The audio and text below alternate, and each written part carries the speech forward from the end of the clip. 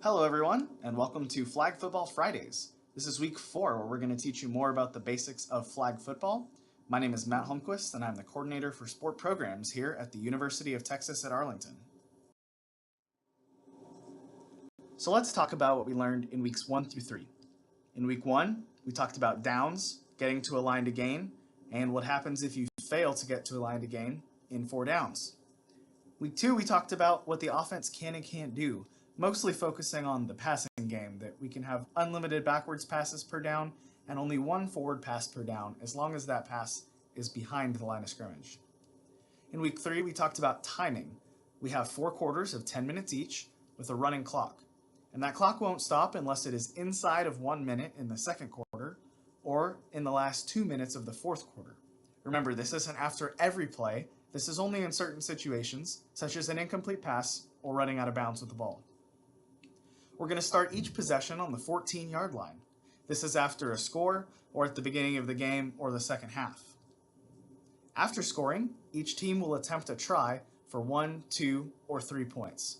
Go back and review week 3 if you need to brush up on the timing rules or the try rules. Once again, here's our field. Hopefully it's making a little bit more sense now that we're having some scenarios play out on the field. And here's our clock review. The game will start. We'll have a running clock throughout the first quarter, a running clock throughout most of the second quarter, stop in the last minute before the second quarter ends, have the third quarter be a running clock, fourth quarter running clock, and then we'll stop again on certain plays inside of 2 minutes in the fourth quarter. Here in week 4, let's talk about what teams cannot do. Those are called fouls. The penalty for those fouls and the down situations after we enforce those penalties. Some examples of fouls that we have include illegal contact, a false start, which is where the offense starts the play before the ball is legally snapped, encroachment, where the defense crosses the neutral zone or the line of scrimmage before the play starts, and flag guarding, where the offense is running with the ball and hits the defense's arms away from trying to grab the flags. We have pass interference, where the defense illegally contacts the offense while the ball is in the air on a legal pass. We also have unsportsmanlike conduct. These are things that don't necessarily relate to football, such as yelling at the referee, being unsportsmanlike to a teammate or someone on the other team, or taunting the other team. We have live ball fouls. These fouls occur during a play, and dead ball fouls before or after a play. All fouls fall into one of these 2 categories. For live ball fouls, illegal contact, flag guarding, pass interference, all of these happen while the play is going, and then fouls like false start and encroachment always happen before the play. Unsportsmanlike conduct can happen at any point. You can taunt someone while you're running with the ball down the field, or you can yell at an official after the ball has become dead. When a team commits a foul, the consequence for that foul is called a penalty. The team that is offended, or the team that did not commit the foul, can choose to accept or decline the penalty.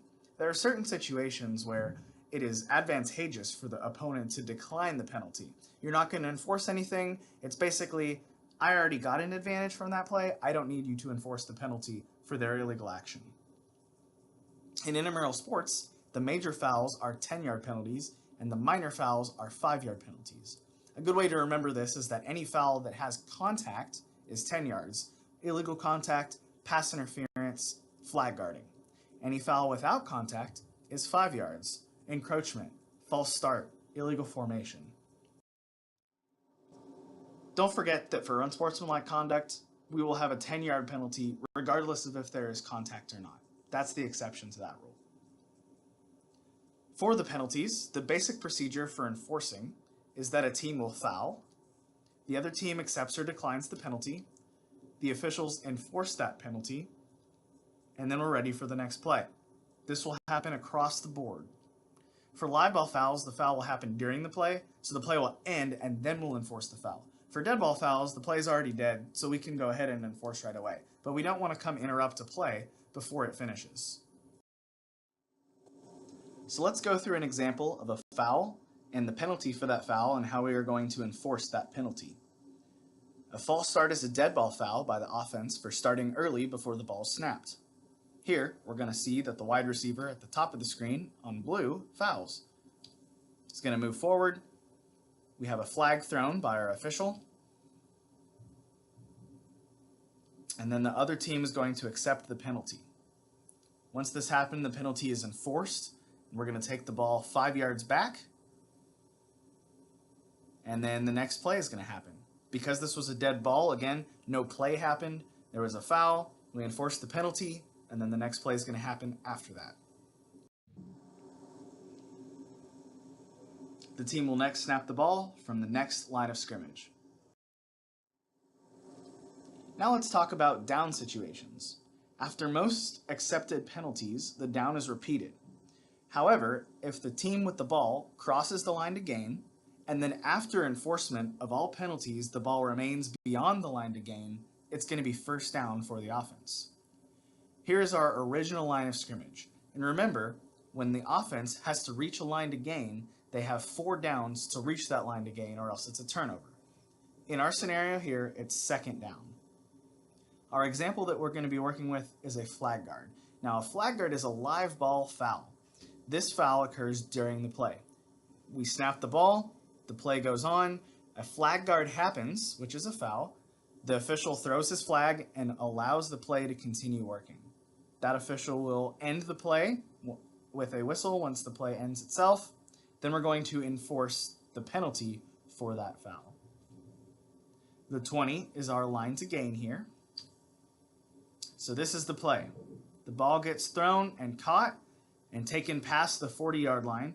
And this was way further than they needed for a first down. They only needed to go to the 20 for a first down. The flag guard happened at around the 24. So our 10-yard penalty is enforced from the spot of the foul in this case. And the line of scrimmage is moved. So our new line of scrimmage is about the 13, 14-yard line, depending on where that flag guard happened. We're going to repeat second down. Review this case if you're having trouble understanding it. Here's another example of a live ball flag guard, and in this instance, we're not going to repeat the down because after enforcement of all penalties, the offense has crossed their line to gain, which is the 20-yard line. Our original line of scrimmage is here on second down.